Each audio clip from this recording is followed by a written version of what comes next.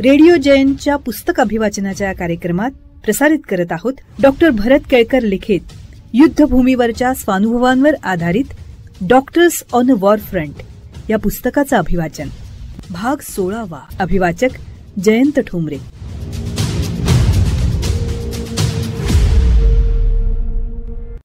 आदिवासींसाठी आणखीन एका उपक्रमाने आम्ही जोडले गेलो. त्या उपक्रमाचं नावच मुळी होतं माणूस. नव्या सहस्त्रकाची चाहूल लागली होती. त्याच्या स्वागताची तयारी जगभर सुरू झाली होती. त्या सुमाराची ही गोष्ट. श्रीपाद दाबक, सुनील कोटे, सुजित जाजू, सुनील लोहारकर हे आमचे मित्र. एखादी आरोग्य समस्या उद्भवल्यानंतर त्याचा छडा लावता लावता प्रचंड दमछाक होण्याचा अनुभव वैयक्तिक पातळीवर नुकताच श्रीपाद दाबकने घेतला होता. 21व्या शतकाच्या प्रवेशद्वारावर आपण असताना शहरी सुशिक्षित माणसाची सुद्धा या व्यवस्थेत अशी फरफट होत असेल तर शहरापासून दूरवर दुर्गम पाड्यावर राहणाऱ्या आदिवासींसाठी आरोग्य सेवा मिळवणं हे किती दुष्कर असेल असा विचार त्यांच्या मनात आला. त्यांच्यासाठी आपण काही करू शकतो का यावर विचार करण्यासाठी त्याने आम्हा मित्रांना एकत्र बोलावलं. त्यावेळी आणि त्यानंतर झालेल्या चर्चांमधून 2000 साली माणूस नावाची एक चळवळ आकाराला आली. ही संस्था नव्हती. पदाधिकारी, घटना वगैरे सगळ्या औपचारिक खटाटोपापासून दूर असलेला हा एक प्रयत्न होता. आजही या कामाचं स्वरूप तसंच आहे. संस्था म्हणून माणूसची कुठेही औपचारिक नोंदणी झालेली नाही. आसपासच्या आदिवासी पाड्यांवर जाऊन उपचारांची गरज असलेल्या आदिवासींना गाडीत घालून शहरात घेऊन यायचं आणि त्या विषयांशी निगडीत डॉक्टरांकडे त्यांची तपासणी करून त्याला औषधोपचार करायचे. असं माणूस या कामाचं स्वरूप होतं. दर आठवड्याला साधारण 30-40 रुग्ण त्यासाठी शहरात येत होते. शहरातील काही डॉक्टर्स आणि औषध दुकानदार यांच्याशी या उपक्रमाबद्दल आधी चर्चा केली होती. त्यामुळे या उपक्रमाला मिळणारा प्रतिसाद हा उत्साहवर्धक होता. गरजू रुग्णांना वैद्यकीय सेवा दिली जात होतीच, पण या उपक्रमाबाबत अनेक डॉक्टर मित्रांशी संवाद करीत राहणं, रुग्णांना कमीत कमी दरात औषधं मिळवण्यासाठी मदत करणं असे प्रयत्नही त्यात होते. या प्रकल्पासाठी कल्याण आश्रमाची मदत मिळत होती. 4 वर्ष हा उपक्रम सातत्यानं सुरू होता. हे होत असतानाच माणूसने आणखीन एक वेगळं काम सुरू केलं. एक तरी ओवी अनुभवावी. त्र्यंबकेश्वरमध्ये दरवर्षी पौष वद्य एकादशीला निवृत्तीनाथांची वारी होते. पंचमीपासून महाराष्ट्राच्या कानाकोपऱ्यातून शेकडो दिंड्यांद्वारे लाखो वारकरी त्र्यंबकेश्वरच्या दिशेने निघतात. एकादशी आणि द्वादशी अशी 3 दिवस यात्रा असते. यात्रेसाठी येणाऱ्या आणि वारकऱ्यांना या काळात जाणवणाऱ्या आरोग्याच्या प्रासंगिक तक्रारींचं निवारण करणारी औषधं वाटण्याचा उपक्रम आम्ही आखला. एव्हाना माणूसच्या कामाची माहिती झाल्यानं आमचा परिवार आणि त्यात काम करू इच्छिणाऱ्या स्वयंसेवकांची संख्याही वाढली होती. त्र्यंबकेश्वरमध्ये आधी आम्ही सर्वेक्षण केलं. नंतर वनवासी कल्याण आश्रमाच्या वर्गात प्रशिक्षित झालेले आरोग्य रक्षक आणि माणूसचे कार्यकर्ते यांचा सहभाग घेऊन 2001 साली पहिल्या वर्षी वारीच्या ठिकाणी पोहोचलो. आम्ही बरोबर नेलेली सर्व औषधं अवघ्या 3 तासातच संपली. तेव्हाच या उपक्रमाची नितांत गरज आहे असं आम्हाला सर्वांना जाणवलं.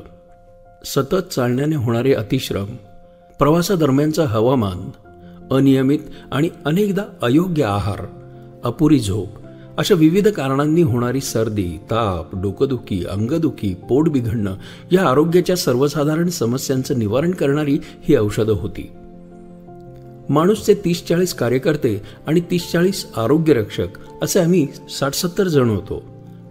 4-4 स्वयंसेवकांना गट करून वेगवेगळ्या दिशेनं आम्ही यात्रेत शिरत असू. समोर दिसलेल्या दिंडीत जाऊन दिंडी प्रमुखाला भेटून आम्ही सांगत असू, माऊली, आम्ही मोफत औषधं देण्यासाठी आलो आहोत. मग दिंडी प्रमुख आपल्या दिंडीतल्या वारकऱ्यांना सांगत असत आणि मग ते सर्व रांगेत आमच्याजवळ येऊन आजारानुसार औषध घेत. पहिल्या वर्षीचा अनुभव लक्षात घेऊन दरवर्षी आम्ही आमच्या बरोबरच्या औषधाचा साठा हा दुप्पट करीत होतो आणि तरीही काही तासातच औषधं संपत होती. औषध वाटपाच्या निमित्तानं दिंडी प्रमुख ठिकठिकाणचे वारकरी भेटत होते. त्यांच्याशी संवाद होत होता. उभा आडवा महाराष्ट्र इथे भेटत होता. सामाजिक आणि आर्थिकदृष्ट्या वेगवेगळ्या स्तरातली माणसं इथे भेटत होती. ही एवढी माणसं आपल्याला सहज भेटताय तर त्यांना हाताशी धरून काही प्रश्नांचा, काही समस्यांचा अभ्यास करावा का? आमच्यापैकी कोणाच्या तरी मनात आलं. विचार सगळ्यांपर्यंत पोहोचला आणि चर्चा सुरू झाली. अभ्यास करण्यासाठी अनेक विषय मनात होते. आरोग्य तर होतंच, पण स्वच्छता, तंबाखूसारखी व्यसनं, नोटबंदीचा परिणाम, कुटुंब नियोजन, शस्त्रक्रियेविषयी मतं आणि बेटी बचाव यासारखे संवेदनशील विषय घेऊन या वर्गाची काही पाहणी करता आली तर. मग दरवर्षी एक एक विषय घेऊन प्रश्नावली तयार करून आम्ही पाहणी सुरू केली. एका वर्षी स्वच्छता या विषयावर आम्ही सर्वेक्षण केलं आणि त्याने 16 वर्ष सुरू असलेल्या माणूसच्या कामाला एक वेगळाच आयाम दिला. आजही ती 2016 सालची यात्रा आठवते. आमची पाहणी सुरू होती. आमचे प्रश्न विचारून झाले आणि तिथे असलेल्या वारकऱ्यांना आम्ही विचारलं, तुमचे काही प्रश्न आहेत का? तर एक आजीबाई म्हणाल्या, आमचे प्रश्न काय सांगायचं तुम्हाला? तुम्हाला कोणाला या वारीमध्ये आमच्या तरुण लेकी सुना येताना दिसतात? नाही ना? कशा येतील त्या? अहो, वारीमध्ये सगळी सोय होते, कधीच कोणाला उपास घडत नाही. अन्न, पाणी, कपडे, मुक्कामाची सोय, मोठ्या आस्थेने लोक सगळ्यांची काळजी घेतात. पण लघवी आणि संडासला जाण्याची सोय, त्याची कधीच कुठेच सोय केलेली नसते. एवढंच काय, पण त्याबाबत विचार सुद्धा नसतो. पुरुष माणसांचं ठीक आहे हो, ते दूरवर अंधारात कुठेतरी जाऊ शकतात. पण बाया बापड्यांनी काय करायचं? त्यांना आडोसा तरी नको का? मग यावर तोडगा काय ठाऊक आहे? वारीत येणाऱ्या आम्ही बायका 2-2 दिवस काही खात नाही, कारण संडासाची सोय होत नाही. पण आमच्या तरुण लेकी सुनांना हे पटत नाही आणि मान्यही होत नाही. त्यामुळे त्या म्हणतात, नकोच ती वारी. आजीबाईंचा हा उद्वेग ऐकता ऐकता वारीच्या रस्त्यावर फेकलेलं अन्न, प्लास्टिकच्या ताटल्या, ग्लास आणि पिशव्यांचा खच, जागोजागे असलेली मलमूत्राची असह्य दुर्गंधी, हे सगळं आमच्या सगळ्यांच्या क्षणात डोळ्यापुढे आलं. वारीचे 3 दिवस आणि त्यानंतरचे 3 आठवडे नाक मुठीत धरून जगणारे त्र्यंबकवासीय दिसू लागले. हे सगळं वर्षानुवर्ष तिथे होतंच. या आजीबाईंनी प्रश्न उपस्थित केल्यानंतर आम्हाला ते सगळं दिसू लागलं. दरवर्षी वारीच्या औषध वाटपानंतर आमची एक बैठक होत असे. 2016 साली मात्र काही वेगळंच घडलं. औषध वाटप संपवून आम्ही परतत असताना गाडीमध्येच आमची चर्चा सुरू झाली. चर्चेचा विषय होता आजीबाईंनी उपस्थित केलेले प्रश्न आणि त्याला योग्य उत्तर असणारी निर्मळ वारी. 16 वर्ष चाललेल्या आमच्या या छोट्याशा कामाला एका व्यापक टप्प्यावर नेणारा हा उपक्रम असणार होता. निर्मळ वारी.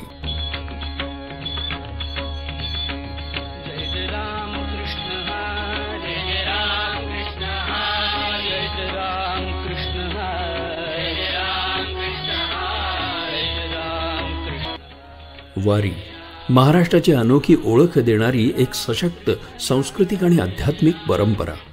आपल्या दैवतांच्या दर्शनाच्या ओढीनं लौकिक संसार मागे टाकून टाळ मृदुंगाच्या गजरात लाखोच्या संख्येनं पायी निघालेले वारकरी आणि त्यानिमित्तानं ढवळून निघणारं महाराष्ट्राचं सांस्कृतिक जीवन, ठिकठिकाणी होणारे वारकऱ्यांचं रिंगण, भजन कीर्तन, गळाभेटी घेणारे, मृदुंगाच्या नादावर नाचत तल्लीन झालेले वारकरी, समोरच्या प्रत्येक व्यक्तीमधल्या देवमाणुसकीला माऊली म्हणून मान देणारा लाखोंचा समुदाय, असा या वारीचा कमालीचा हृदय हवा हवासा चेहरा आहे. पण स्वच्छतेच्या किमान सुविधांच्या गैरहजेरीत हजारोंच्या संख्येने लोक एकत्र येतात, पायी प्रवास करतात, तेव्हा त्यातून निर्माण होत असलेल्या आरोग्यविषयक आणि सामाजिक समस्या ही या समृद्ध सांस्कृतिक परंपरेची दुसरी बाजू आणि दुखरी बाजू सुद्धा आहे. गेल्या काही वर्षांपासून विशेषतः पंढरपूरच्या आषाढ वारीमध्ये लोकसहभाग वाढू लागल्यानंतर स्वच्छतेचा अभाव आणि त्यातून निर्माण होणारे आरोग्याचे प्रश्न माध्यमातून चर्चेत येऊ लागले. वारीच्या मार्गावरील गावांमधील लोक याबद्दल जाहीरपणे बोलू लागले.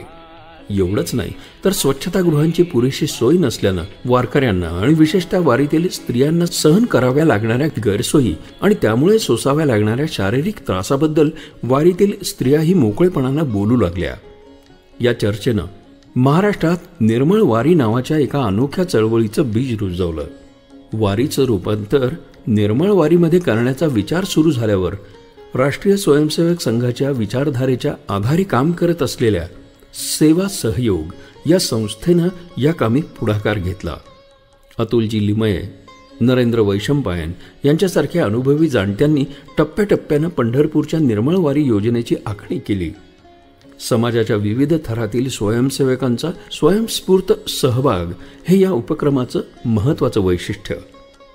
प्रारंभी 2014 साली पंढरपूर वारी मार्गावर यवत आणि लोणी या 2 गावात आणि त्यानंतर 2015 प्रत्यक्ष पंढरपुरात आणि 2016 पासून वारीच्या पूर्ण मार्गावर हे अभियान राबवलं गेलं. वारी मार्गावरील मुक्कामाच्या ठिकाणी स्वच्छता राखण्यासाठी जागोजागी केलेली फिरत्या शौचालयाची सोय आणि त्याचा वापर करण्याबाबत गावातील स्वयंसेवकांनी अतिशय मेहनतीने केलेलं जनजागृतीचं काम यामुळे दिंडीच्या मुक्काम गावांबरोबरच पंढरपुरातील रोगराईचं प्रमाण सुद्धा 75% कमी झालं होतं. 2016च्या निवृत्तीनाथ यात्रेत औषध वाटप झाल्यानंतर आम्ही सर्व मित्र एकत्र बसलो असताना ही संकल्पना राबवण्याचा निर्धार मनात पक्का केला. म्हणाल तर या कल्पनेनं अक्षरशः झपाटली होती. औषध वाटप उपक्रमामुळे गेल्या 16 वर्षात आम्ही वारकऱ्यांशी चांगलेच जोडले गेलो होतो. पुढील 2 आठवड्यात नरेंद्र वैशंपायन यांच्याकडनं आषाढीच्या वारीसाठी पुण्याहून होत असलेल्या प्रयत्नांची सर्व माहिती आम्हाला मिळाली. पंढरपूरच्या निर्मळ वारीची संकल्पना त्यांच्या मनामध्ये विशेषत्वाने घर करून होती ते राजस्व संघाचे विशेष प्रचारक अतुलजी लिमये यांच्याशी चर्चा सुरू झाली. वनवासी कल्याण आश्रमातर्फे हा उपक्रम राबवला जावा अशी इच्छा नाशिकमधील अनुभवी स्वयंसेवक संजय सूर्यकांत कुलकर्णी, प्रमोद कुलकर्णी, संजय तुकाराम कुलकर्णी यांनी बोलून दाखवली. वारीच्या 11 महिन्याआधी संकल्प सिद्धीसाठी पहिली बैठक आमच्या हॉस्पिटलच्या सभागृहात घेण्यात आली. केवळ चर्चा करून संकल्पना प्रत्यक्षात येणार नाही, आधी तो अनुभव प्रत्यक्ष घ्यायला हवा असं आम्ही ठरवलं आणि 30-40 स्वयंसेवक 2016 पंढरपूर वारीतील यवत या गावात संत तुकाराम महाराजांची पालखी आलेली असताना आम्ही गेलो. फिरती शौचालय, त्यांच्या स्वच्छतेची व्यवस्था, मैला काढण्याची सोय, मलप्रक्रिया केंद्र किंवा शोषखड्ड्यांची व्यवस्था हे सर्व या भेटीमध्ये बघायला मिळालं. आणखीन एक मोलाचा अनुभव मिळाला, तो वारीतल्या लोकांशी याबाबत संवाद साधण्याचा. स्वच्छतेच्या कोणत्याच सुविधेचा वापर करण्याची सक्ती लोकांवर करून उपयोग नव्हता. प्रत्येकाला हात जोडून माऊली, संडासासाठी उघड्या जागी जाऊ नका, त्यासाठी उभे केलेले संडास वापरा, बाहेरून पाणी घेऊन जा, या पद्धतीने सांगण्याचा पहिला अनुभव आम्ही सर्वांनी घेतला. यवतमध्ये उभी केलेली फिरती शौचालय, पाणी आणि प्रकाशाची व्यवस्था, मननिस्सारणाची सोय आणि त्यामुळे दिसत असलेली स्वच्छता हे सर्वच प्रभावित करणारं होतं. हा प्रयोग त्र्यंबकेश्वरच्या निवृत्तीनाथांच्या वारीत करण्याचा निर्धार करून आम्ही परतलो. कामाची कागदावर आखणी करायला सुरुवात झाली.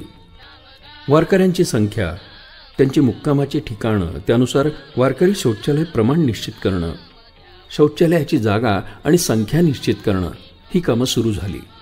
आर्किटेक्ट अर्चिज कुलकर्णी, इंजिनियर संजय पगारे, त्र्यंबकवासी सुनील लोहगावकर यांनी वारी मार्गावर आणि त्र्यंबकेश्वरमध्ये 20 ठिकाणी 2000 फिरती शौचालय उभारण्याचं निश्चित केलं. शौचालयांबरोबर वीज पुरवठा, पाणी पुरवठा, मैला वाहून नेण्यासाठी आणि विल्हेवाट लावण्यासाठी योजना ही गरजेची होती आणि या सगळ्यांसाठी अंदाजे 65 ते 70 लाखांचा निधी लागणार होता. दरवर्षी वारीसाठी शासन निधीची तरतूद काय आणि कशी करतं याचा धांडोळा सुनील सावंत यांनी घेतला. आता आमचं कठीण काम सुरू झालं. शासन यंत्रणेला कार्यान्वित करणं आणि इच्छाशक्ती निर्माण करणं. निर्मळ वारीची गरज सगळ्यांनाच मान्य होती, पण तरीही शासकीय पातळीवर आधी नन्नाचा पाढा वाचला गेला. वारीसाठी ज्या निधीची तरतूद आहे त्यात म्हणे फिरत्या शौचालयासारख्या अस्थायी उभारणीला स्थान नव्हतं.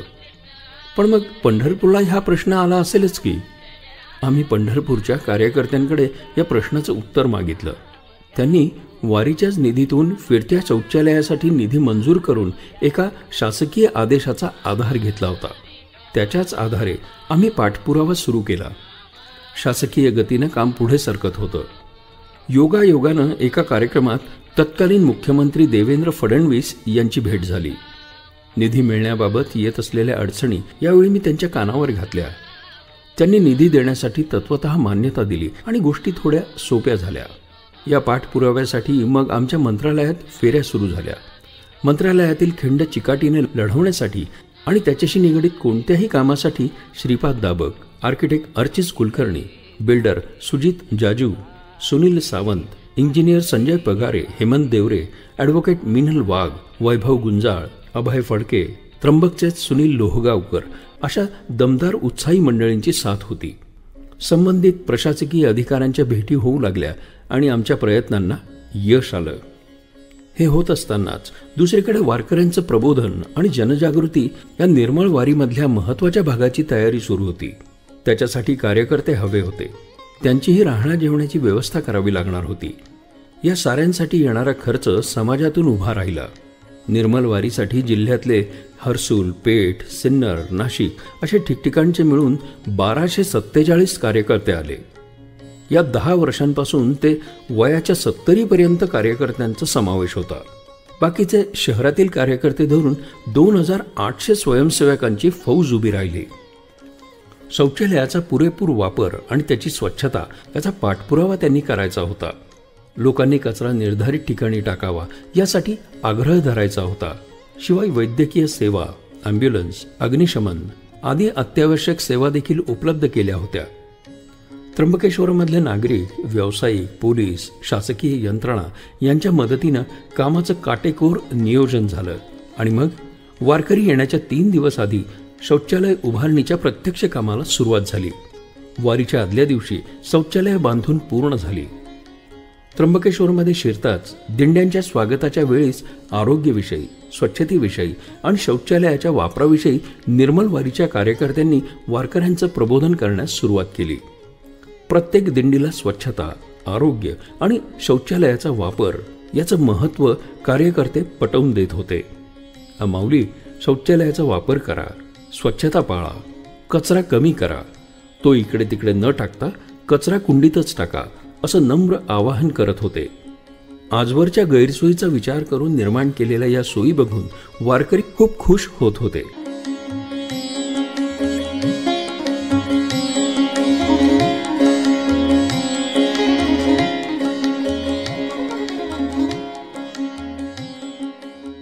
श्रोते हो, आत्ताच आपण डॉक्टर भरत केळकर लिखित doctors on a war front या पुस्तक अभिवाचनाचा 17वा भाग ऐकलात. अभिवाचक होते जयंत ठोंबरे.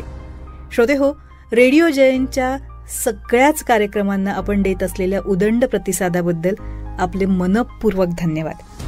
रेडिओ जयंतचे आनंदी कट्ट्याचे 1600हून अधिक भाग यूट्यूबवर प्रसारित झाले, ते आपण जरूर ऐका. त्याचबरोबर अभिवाचनाच्या सदराचा आपण जर विचार केला तर पद्मविभूषण शिवशाहीर बाबासाहेब पुरंदरे लिखित राजा शिवछत्रपतीचे पूर्वार्ध आणि उत्तरार्ध असे एकूण 207 भाग यूट्यूबवर उपलब्ध आहेत. डॉक्टर यशवंत पाठक लिखित मातीचं देणं या पुस्तक अभिवाचनाचे एकूण 39 भाग रेडिओ जयंत चॅनलवर यूट्यूबवर उपलब्ध आहेत.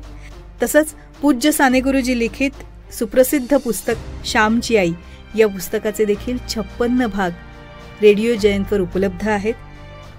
प्रभूजी पाठक लिखित नर्मदा परिक्रमेवर आधारित बिल्वपत्र या पुस्तकाचे 57 भाग, प्राध्यापक रमेश कोटस्थाने लिखित खुळा पाऊस या पुस्तकाचे 31 भाग, डॉक्टर शुभा साठे लिखित त्या तिघी या पुस्तकाचे एकूण 63 भाग, तसंच IPS doctor BG Shekhar Patil लिखित सत्य घटनांवर आधारित शोध या पुस्तकाचे एकूण 16 भाग, सुप्रसिद्ध लेखक, अभिनेते आणि कवी CL कुलकर्णी यांच्या अनुभूती या पुस्तकाचे 21 भाग, CL कुलकर्णी यांच्याच मेघावळ या कविता संग्रहाचे 22 भाग, ॲडव्होकेट अविनाश भिडे यांच्या सुखांत जीवनाचा या पुस्तकाचे 6 भाग, अशा दर्जेदार पुस्तकांचं अभिवाचन रेडिओ जयंतच्या यूट्यूब चॅनलवर उपलब्ध आहे.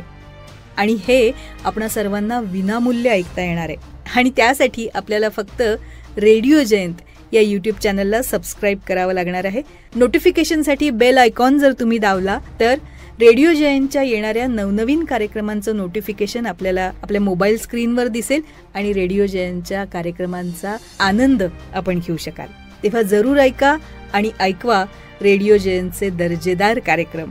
त्यासाठी रेडिओ जयंत लाईक करा, शेअर करा आणि सबस्क्राईब करा.